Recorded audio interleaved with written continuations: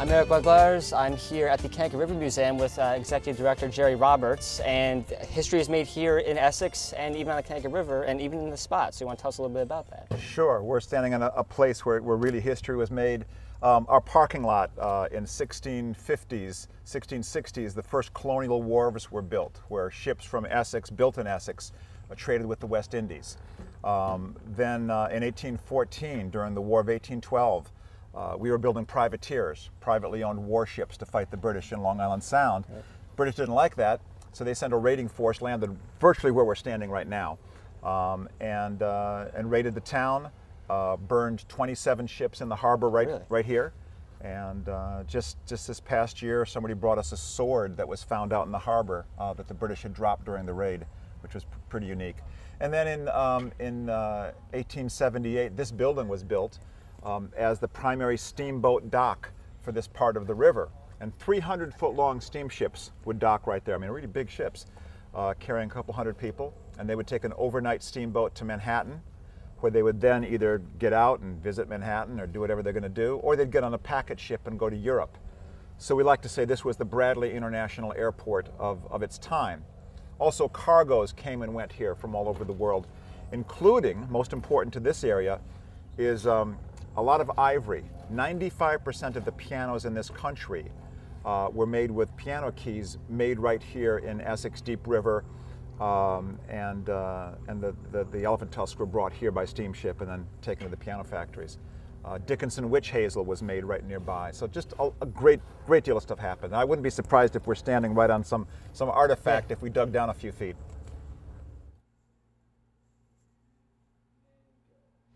So when you first walk into the museum, you come to this map of the Connecticut River and some of the towns established. So Jerry, would you like to explain to us how the towns were established and the people that did? Sure. First of all, this is New England's greatest river. It runs 410 miles from its source on the Canadian border. It runs through 4 states and empties out into Long Island Sound, which is basically the Atlantic Ocean. And when the English first arrived in North America, they really established themselves in Plymouth, of course, the Mayflower, and in Dorchester, which is now the vicinity of Boston. But very quickly, they found the best place to live in New England was in the Connecticut River Valley, because everything they needed was here, from fertile soil to water that supplied transportation and power, limitless wood for building ships, and then stone for building as well. So everything they needed was here. So they came up the river and they established places like Windsor in 1633. Saybrook was built, the fort at Saybrook was built by this man right here. This is Lyon Gardner, a British officer who built the fort in Saybrook in 1635. And it really became the base for the English in this area. And then we started moving up the river. And it's just a great area of shipbuilding, transportation, manufacturing. Just the English found everything they needed to build a new world along the Connecticut River. All right. We're actually going to walk over here now and see some other exhibits that the River Museum has to offer. So we're standing in front of the Turtle, the first practical in-use submarine during this time. By no means it is what we see today with the submarines, but can you tell us a little bit about this? Sure. This was built nearby, about 3 miles from Essex, by a fellow named David Bushnell and his brother. They were 2 patriots, and he basically designed and built the world's first submarine. And it was used in New York Harbor to attack British warships, the British were attacking George Washington's troops in Manhattan. But it was tested right here in the river, and we have this great replica, so kids can get in and see how this, everything was hand-powered. And imagine spending 4 or 5 hours in this, in the darkness of New York Harbor, with a big gigantic bomb strapped on the back of it. And the idea was to get underneath the British warship, attach an auger into the bottom of the ship, release the bomb, pedal away as fast as you can, and then a time clock inside of the bomb would explode against the bottom of the ship. It was just an extraordinary feat of engineering. And today we're used to nuclear-powered submarines and crews of 150, 200 men, and this was one man on the wooden box underwater by himself. Now, how successful were these submarines against the British fleets? Were they used in great numbers? Or? No, just the one was ever built. It attacked the British 3 times. It failed to the extent that they were never able to get the wooden auger to stick into the British hull, so they were never able to deploy the bomb. But the submarine worked perfectly, and when it was detected by the British and it was chased through New York Harbor, He released the bomb and it exploded in the harbor, which scared the British back to their ships, and he managed to escape. So it didn't sink a British ship, but it certainly was the first time in history that a submarine was used to attack a vessel, and I really think it gave a lot of people ideas, including Robert Fulton, who went on to invent submarines later, and it inspired many people to further the cause of submarine warfare. All right, we'll step over here to some battles and artifacts. So Connecticut saw some action from the British during the War of 1812. So if you want to tell us a little bit about some of the artifacts we have here and the painting Sure. against the wall. Sure. This painting depicts basically right outside of the wall in 1814 during the War of 1812.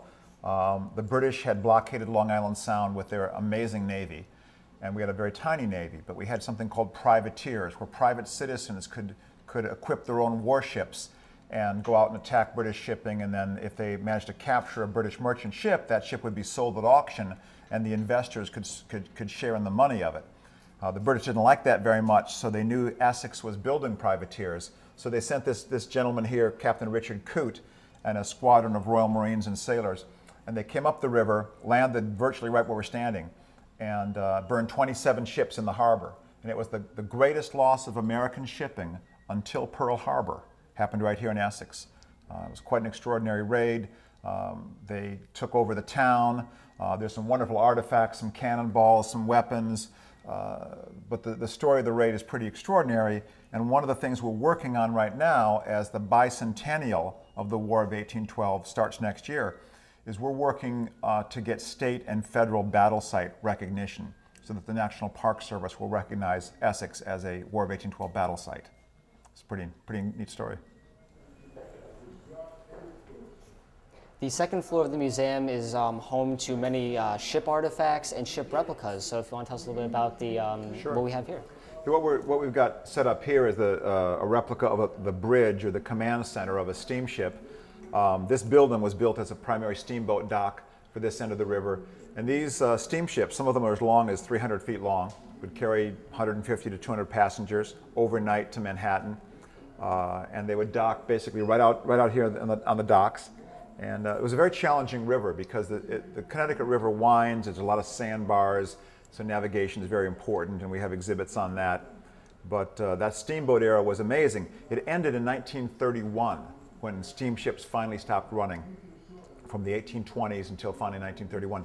Then the building that we're in had no purpose anymore. The whole building was built for that. So it went through decades of adaptive reuse, and it was used as everything from a marine supplies store, boat sales, marina, dance hall, tea room, roller rink, disco, nightclub, finally a bunch of restaurants that went bust in the 1970s, and then it was bought by some local people in the community to turn into this museum. So it's really a miracle that this building survived, because a lot of buildings of this type would have just, after their purpose was gone, would have been demolished and turned into condos or something. So it's a great tribute to this community that they had the foresight to save this building, and now it's this great treasure of the museum, of the river. So the Connecticut River Valley was known for its great resources, whether it varied from agriculture to stone to pretty much anything you could think of here at the Connecticut River. It was here, and settlers loved it a lot. So if you want to explain a little bit about that. Sure. I mean, early settlers came here from Europe and found, so many things that were needed. The river itself is transportation. Very, very fertile land along the river valley, so you could grow all kinds of great crops. And then, stone for building houses and building structures. And then limitless wood, which was used to build ships. Which is why this became a really important shipbuilding area. Over 600 ships were built in Essex alone. And then because of that, a lot of sea captains lived right here. And most of the houses on Main Street, if you looked at the plaques on them, were owned by sea captains who lived here and sailed ships that were built here all over the world, everywhere. And one of the neat stories we have to tell is a Captain William Williams, who lived right on Main Street, was one of Essex's greatest sea captains. And when he was in the Gulf of Mexico, he died. And now this was in the summertime, and how do you get a body from the Gulf of Mexico in the heat back to Essex to bury him? Because all the sea captains are buried right here in Riverside Cemetery. So what they did is they put his body in a barrel of rum, and the rum preserved him. So he was shipped all the way back to Essex in a barrel of rum, and then they unpacked him and buried him, and his tombstone's right near here in the cemetery. And that's all of these great little stories that really bring everything to life. And it's an extraordinary place. So you've got, everything from colonial times through great agriculture, farming. Another thing that people don't realize is the best cigars in the world, everybody knows they're from Cuba, right. But even the best Cuban cigars, the wrapper around them, which is where you get the most flavor out of cigar, are grown right here in Connecticut. Really? Shade-grown tobacco grown up in Windsor, Connecticut. It's still being grown there now. Right. Has been grown since the 1800s, and it's just one of those little-known facts of the river. The third floor of the museum is home to the newest exhibit that's here at the museum, and that is the aerial photos all over the Connecticut River taken up and down the river. So if you want to explain some of these photos Sure. to us. Yeah, a couple of years ago we commissioned pilot Tom Walsh to fly the entire length of the river, 410 miles, all the way up to the Canadian border and back. And he used a Piper Cub and also a Cessna. And he's actually an airline pilot who flies all over the world for Delta in huge jumbo jets. But on the weekends, and he lives right here and takes off from Chester Airport, and he loves to photograph the river. So we have hundreds of photographs of every single town, village, dam, lake, starting at the very mouth of the river, going up to the very source. And then we have this large map here, and what people can do is every single photograph has a little code on it, a letter and a number. And then they come over here and look for the letter and the number, and they can find out where the picture was taken along the map. So it's a great way to teach people about the geography of the river, the towns, and what happened. And what's just really amazing is we're all used to seeing the river in some boats and so forth from our cars or from a boat. But when you look at it from the air, you're seeing things that no one else sees. The interesting winding shapes of the river, some hidden little villages, some wonderful little valleys, to really majestic scenes of Hartford and Middletown and again the mouth of the river, the lighthouses. So it's just a really great exhibit that'll be here all summer long, and we're very proud of it. It's also a great thing for school kids to come and learn about map reading. And the other thing that's really wonderful, we've already seen, is folks come here and will try to find their town or maybe even their house.